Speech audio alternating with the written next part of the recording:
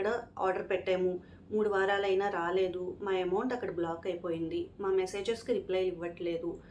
3 వారాలు వెయిట్ చేశాక ఇక్కడ జరుగుతున్న కాంట్రవర్సీ ఇవన్నీ చూసాక ఇంకా మేము కూడా ఒక వీడియో అయితే పెట్టాము. చాలామంది కమెంట్స్లో కన్జ్యూమర్ కోర్ట్కి వెళ్ళండి, ఆన్లైన్ కూడా అప్లై చేయొచ్చు, ఆన్లైన్ కూడా ప్రొసీడ్ అవ్వచ్చు అని కొంతమంది సజెస్ట్ చేశారు. సుమీ టాక్స్ దగ్గర అడగొచ్చు కదా అని కొంతమంది మెసేజెస్ పెట్టారు.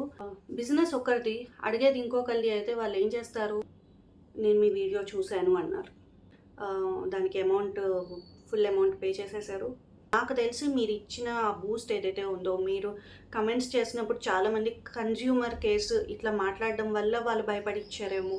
తను వీడియో చూసిందంటే కమెంట్స్ కూడా చూసి ఉంటుంది కదా, సో అది నిజంగా హెల్ప్ అయ్యి ఉండొచ్చు. సో అందుకని మీ వరకు నేను తీసుకొస్తున్నాను, ఇది జరిగింది, నా ప్రాబ్లం అయితే సాల్వ్ అయ్యింది అని నేను చెప్పడానికి వచ్చాను.